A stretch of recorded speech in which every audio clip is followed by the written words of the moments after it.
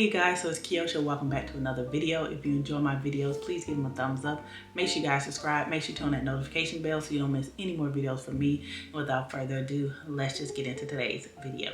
All right, you guys, as you can tell from the title of today's video, I am going to be talking about cash envelopes, and I am going to be telling you guys all about how I use them to spend less and save more money. So if that's something you want to know about or learn about, then just keep on watching. All right, so in today's video, like I said, I am going to be talking about my cash envelopes and how I use them to save more money and to spend less. This is something that I learned way back in 2017, and you guys know the cash envelope system has been started by Dave Ramsey and his money making system or whatever it's called, I can't remember. And I started using it, like I said, back in 2017 when I really needed to get my finances in order. I had just gotten a divorce, I was a single mom, and my finances were a hot mess, and I needed to clean them up, and I needed to clean them up fast. And this was a program that I read about and watched so many videos about online, and it tremendously helped me. Now, like I said, I did follow that program hardcore for a couple of years, and then I kind of modified it during the pandemic, and now I more or less just use the cash envelopes. I don't necessarily do everything he does in his system, and if you want to know about the full system, you can go and look it up. The Dave Ramsey system is all over the place. You can find the book, the courses and the classes and all that kind of thing, but my most used item or takeaway from that has been the cash envelope system. So I use 3 methods of the cash envelope system in order to help me save more money and spend less. So that is what I'm going to talk about today. So we're going to move into the first method that I use. So the first method I use is a cash envelope for everyday expenses that I want to save money on or not overspend in those categories. So for me, that means like dining out. Like dining out is something that can really bust your budget. So if you're not paying attention to how much money you are spending while you're dining out, especially if you're somebody who loves to go out, love to hang out with friends, love to have a good time, then you probably are spending a lot of money on dining out. And over the years, dining out has gotten more and more expensive. You go out and just get one drink. That one drink can cost $15, and that's just really a lot of money. And so for me, when I started using my cash envelope system, I knew that I wanted to dine out. I knew I wanted to go out with my friends and have a good time when I could, but I knew I couldn't do it as regularly as they could because I was on a very strict budget, and therefore I didn't have the money to be just willy-nilly spending money, but I did want to. So I wanted to have a system that would help me be able to enjoy going out, but also not make me feel guilty when I spend too much money when I'm dining out with my friends. So the categories that I came up with are categories that I don't want to overspend in. These will be personal to you and your budget. The easiest way I found of doing it is for things that are necessities. So for me, a necessity is fuel. I need fuel to put in my car. I need fuel to get to work. But I also want to make sure that I'm not driving around aimlessly, just wasting gas and doing all kind of crazy stuff. Because, you know, sometimes we get bored. We just got in the car. We drive around. We go to a store. We go to another store. That's burning up gas. And when you're going to the stores, you're going to be spending even more money. So it kind of like goes hand in hand. And so groceries, I knew that we needed to eat, but I knew I didn't have $1 million to spend on eating. Like I had 2 teenagers. They love to eat. They eat all the time. Baby, they eat snack, and snacks some more. But I, had to be like, hey, y'all, your mama ain't got unlimited money for y'all to be eating up snacks in one day. So, I kind of had to do a little bit more than just budgeting. I did have to come up with so I did a little bit more than just narrowing down the amount of money I spent. I came up with kind of a detail of how and what I buy when it comes to groceries. And so that's too long to talk about in this video. We just want to talk about the cash envelopes, right? So those are the categories. So for me, my categories are personal spending, dining out, groceries, fuel, household, and date night. And I used to have Jalen, but now that she has a job, I don't have to save for her anymore. She has her own money, and I am also teaching her this system as well. I've already taught it to my son, And as a 25-year-old, he has $20,000 in his savings account because of this method. And I taught him how to use it as soon as he got a job at 16. And that is what I'm doing for my daughter. I want them to be financially stable and not have to financially struggle like I did for so many years when it wasn't necessary, just because I didn't have the knowledge. And a lot of parents don't have the knowledge, so they can't pass it on to their children. And so that is something I'm very passionate about passing on to them and letting them know, hey, you can do the things you want to do, have the things you want, but you also need to be smart and save, and you know, those kind of things. So that's kind of where we're working on with them. But that's all off of the deep end. So those are my categories. So you guys seen before that I have a binder that I keep my cash envelopes in, and it's just a Kate Spade binder. It's like a planner binder, but I don't use it for planning. I have a digital planner. I use it for my cash envelopes. So when I have a bigger purse or something like this, sometimes I will take this one, and inside of it I have these envelopes that I've made using vellum, which is a type of paper, and laminating sheets. And I kind of printed out my categories on the vellum. I cut them out to the size that I wanted them to be, and then I laminated it and left enough space to put a hole in it. And this will be an insert because I know you guys can't see this because of the glare. And I basically stuff my cash in here for every single month. And so now I stuff my cash envelopes once a month. So the money that I put into each of these envelopes has to last me for the whole month. And the basic way I learned how to do that is, number one, on how much money I wanted to spend, and then number two, I looked back on my bank statements, my credit card statements, and kind of came up with a total amount that I spent, and then found the average of that, and then that's how much money I saved every single month. And saying, hey, this is the average of what you need to save every single month. In these categories, you don't need to go over. Basically, if I found out going through my budget, going through my bank account, going through my credit card statements, if I was spending $600 a month on dining out, and I was like, okay, Kiosha, $600 is excessive for one person to be going dining out in a month, and so you don't have $600 to spend every month, so why are you spending $600? I would look back and say, okay, what realistically is the amount of money that I need to spend in a month in dining out? So for some people, they start with half. They'll cut that in half because it's really hard to go from 600 to 300 and then pull back or rein in what you're used to doing. You have to have a really good willpower, and I did at that time because your girl didn't have no money. Like, I have $100 in my dining out, but I didn't always have $100. I was doing $50 a month. And what that does, it kind of makes you very selective of when you're going to go out, who you want to go out with, and why you're going out, and find some alternatives. Like, you can come over my house, girl, and I can cook us something to eat, and we can talk and shoot the shit at my house for free. That part. So those are kind of the things that I had to come up with. So I made these envelopes to keep the money in. Currently, I spend $595 a month in all 6 of these categories. Each category gets a different amount of money. So fuel gets $160, household only gets $25, personal spending gets $50, dining out gets $100, groceries gets $200, and date night gets $60. And that's kind of what I found to be a good range for me. I've gone up as high as like 6 something, but I kind of like reined it in this year to $595. And then of course I got rid of my daughter's envelope, so that saved me a little bit more money. And I do have a miniature version of that. So I have another Kate Spade that's just a credit card wallet where you can put your ID in here and your credit cards and stuff. And I've made me some little mini envelopes.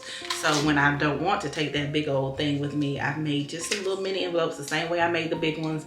Printed it on the vellum, cut them out, and laminated it, and then there's money that you can fit in here. So for instance, in my dining out, I was out the other day and I spent some money, and it literally just folds up in there. And this is true real cash that I carry around with me. Now, I do not carry that whole $595 with me. I kind of plan ahead and say, hey, every single week you get $20 for dining out. So I keep $20 in here at all times. And then I leave the money in here that's left over if I spend any until the end of the week. And then I will add another $20 to it before I go to work the next Monday. So tomorrow's Monday. So I will put $20 in here before I leave for work. And then I usually put like $40 in here in case I need gas. And that's about the 2 things that I keep in there the most. And that is basically what I do every single month to curb that spending and to save as much money as I can. So the next method that I use is called sinking funds. And sinking funds are basically mini savings accounts. There are things that you know happen every single year, even though you try to act like you don't know they do. They actually do. Christmas is every year at the same time on the same day. Okay, every single year, you know when your car insurance is due, and every single year you know when your mama and your daddy birthday and your kid's birthday is. And so these are things that you should be thinking about and saving for. Other items that I save for in my sinking funds are like car maintenance. You know you got a car, you know you gotta get oil change, you know you gotta get your brakes done, you know you gotta do this, you know you gotta do that for the car. So why are you acting like, oh, my car broke down and I don't even have any money? So why was you not saving no money? You was out here spending $600 a month on groceries, and then you spent 600 miles a month on dining out. Ain't no way you ate all $600 on groceries and you had to dine out. Something with the waste, okay? Something with the waste. And so those are the things where if you reduce your dining out by $300. That $300 can go in your car maintenance fund. So next time your car breaks down, next time you need an oil change, next time you need brakes, if you're saving $300 a month, you're gonna have the money and you're gonna be just fine. And that way it doesn't eat into your regular paycheck. So that's another thing. A lot of people are like, oh, well, I don't have to save. I would just use my paycheck. But bam, you need your paychecks to pay your bills. So if you have something that's unbudgeted out of your paycheck and you have to spend a whole paycheck to get your car fixed, you're gonna be behind, right? You're gonna be behind. And it is, don't lie and say you ain't, you will be behind, because now you have to spend a whole paycheck on getting your car fixed when you could have just saved a little bit at a time. So when it came time to fix your car, you already had the money, right? Okay. I know I'm right. Don't argue.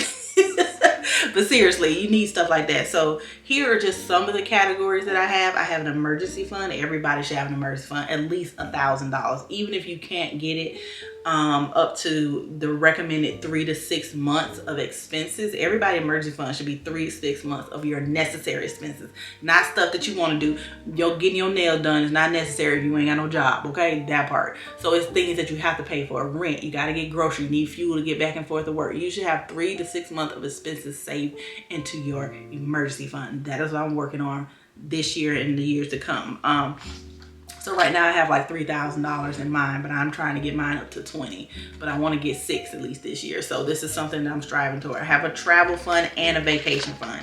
And so the difference between the two is travel is for me personally. When I'm traveling with my friends in my book club, that's the money that I've saved for that. And then vacation is the money that I'm using to save to travel with my children or my family. That's considered vacation for me. Travel is just traveling with my girls.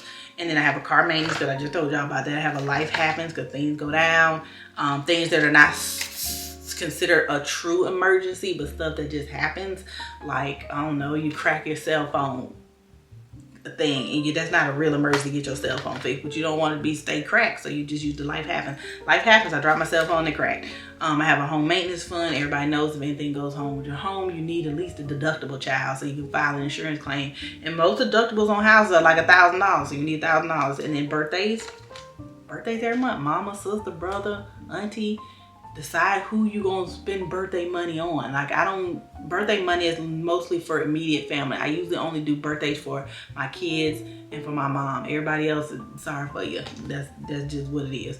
And then we have electronics. I have fun money. I have an envelope for each one of my children and myself and my mom. I have a camping one. I love to go camping. Christmas, just talked about Christmas. Christmas come every year at the same time. You know you're gonna spend Christmas money. I budget every single year $1,200 for Christmas. That includes gifts, that includes decoration, that includes dinner, that includes anything that I want to do for Christmas. It has to come out at $1,200. If it can't come out at $1,200, then I can't do it. That's the kind of mindset you have to have, especially when you need to get your finances in order. Home projects, you guys know that I want to renovate my bathroom this year. I need to be saving up for that. Save. Stuff the envelope. Stuff it. And social media is all the money I make on social media. I put it in a savings account and kind of spend it when I need stuff for social media. And then YNAB, that's like my system that I use to budget. It's $99 a year. Save up a little $5 every single month till you get $99. And when it's time for the subscription, boom, pay for it. And I like to do yearly subscription because they're always cheaper. The monthly price of put it, so for instance, Amazon, I was spending $16 a month with Amazon trying to pay month to month when it only costs $160 for the whole year. That's less than $16 a month. I don't know what it is, figure it out. But that's saving money by paying it for a whole year and then saving up that little bit of monthly to pay it for the year. Boom, done. So One thing about the sinking funds is a lot of people like to either do play money in here or real money. I am not one who's trying to keep $6,000 in my house. Okay, I have $3,000 in my sinking funds account right now, and I have $3,000 in my emergency fund, and I am not trying to have all this money disappear if I get robbed or somebody come in here or my house blow away or whatever the case may be, a flood, rain, hail, whatever it is. I'm not trying to ruin money. So the only thing that I keep physical cash inside is for my cash envelopes and my other envelope method I'm gonna tell you about in a minute. And so for this, I use like prop money that you just get it off of Amazon. It's fake money. It just basically says at the top, movie money, and it kind of represents what I have in the bank. So I kind of stuff these every single month with play money. That's what you want to call it. All right, and moving on to my last method of saving and using cash envelopes, it is challenges.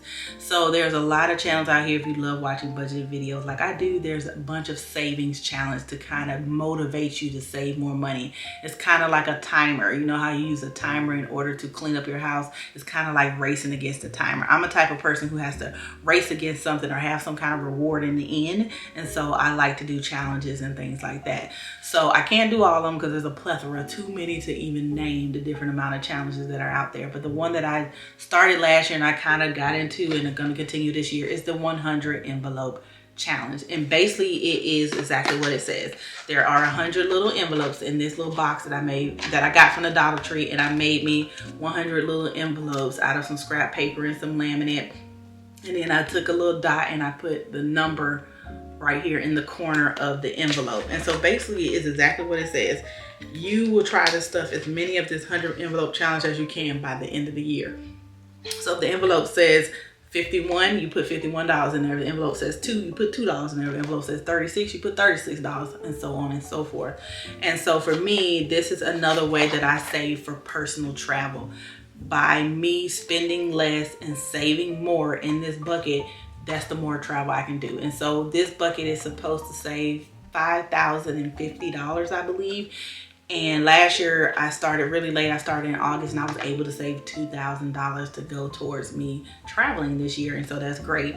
And so I've already stuffed some envelopes here, as you guys see. I think if you watch my last monthly reset video, I have $437 in here already, and we're only in the month of February. So I can't wait to see how much money I can stuff in February. And so that kind of motivates me to spend less out of my daily cash envelopes because I use that to stuff this. So basically for whatever money I have left over out of my daily spending, so for groceries, say I go to the grocery store, I only spend $100 and I have $100 left, I'm stuffing that $100 in here. And then if I have money left over in my budget and I don't have anywhere to put it or anything to do, I will stuff it in here and try to get to that number as quickly as possible. So that's another way you can use cash envelopes to save money, and it's super fun and very exciting, and I get very excited about saving money because I want to get this filled up. So it kind of motivates me a lot more. All right, you guys, so it's the end of today's video. You guys wanted to know what the cash envelopes were, what the 100 envelope challenge was, what my sinking funds are, because I talk about them all the time on this channel. And it's basically the rundown of what they are and what I do with them and why I have them. So let me know in the comments below if you have any questions, concerns, you want to know a little bit more. Just leave them in the comments below and I will try to answer as many as I can if I know the answer. And I hope you guys enjoyed the video, and if you did, give it a thumbs up. Make sure you guys subscribe, make sure you turn on that notification bell so you don't miss any more videos from me, and I will see you guys in the next video.